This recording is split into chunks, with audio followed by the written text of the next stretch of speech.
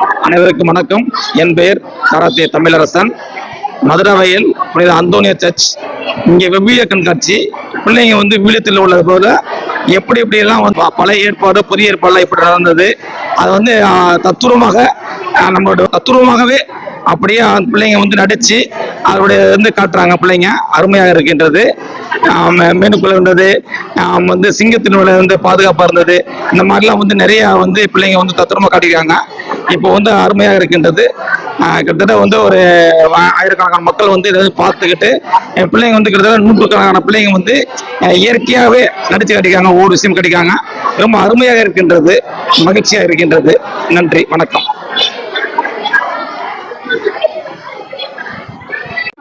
இது இயேசுடைய ஜெபம். இங்க சரிசெயர்கள் பரிசெயர்கள் 2 பேர் இருப்பாங்க. இங்க இருக்க பாய்ஸ்லாம் பிரீஸ்ட், கேர்ள்ஸ்லாம் பார்க்க வந்தவங்க.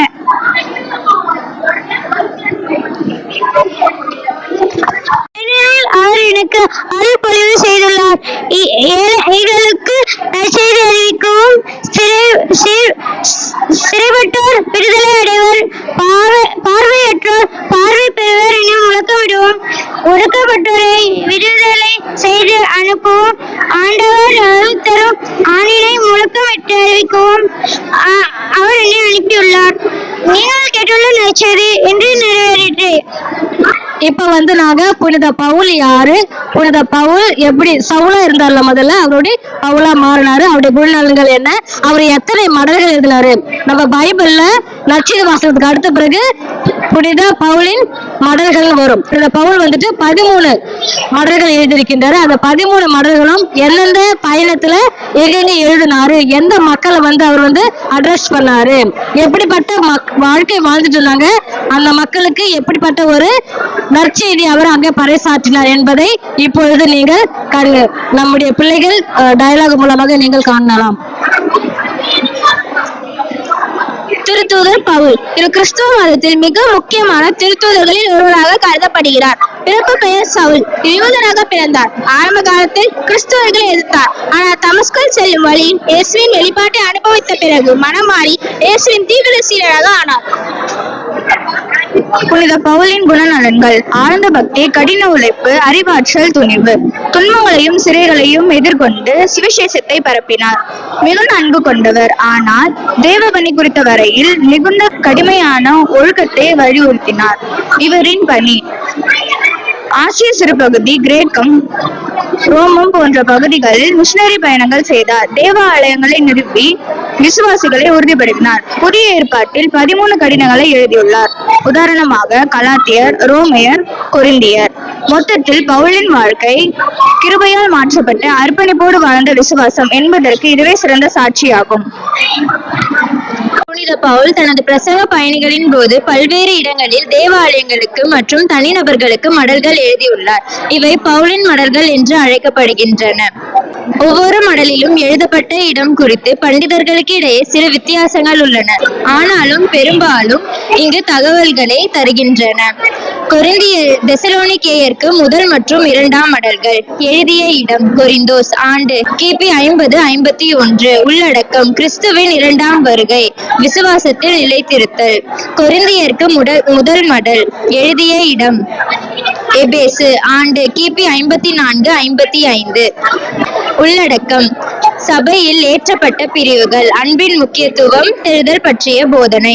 கொரிந்தியருக்கு 2ஆம் மடல். எழுதிய இடம் மக்கதோனியா. ஆண்டு கிபி 55-56. உள்ளடக்கம்: பவுலின் அப்போஸ்தல அதிகாரம், தான தர்மம் பற்றிய ஊக்குவிப்பு. கலாத்தியருக்கு மடல். எழுதிய இடம் எபேசு அல்லது கொரிந்தோஸ். ஆண்டு கிபி 55. உள்ளடக்கம்: விசுவாசத்தால் நீதிமானாக்கப்படும் யூத சட்டத்தின் பங்கு. ரோமேற்கு மடல். எழுதிய இடம் கொரிந்தோஸ். ஆண்டு கிபி 57. உள்ளடக்கம்: ரட்சிப்பு, கிருபை, விசுவாசத்தின் தத்துவம்.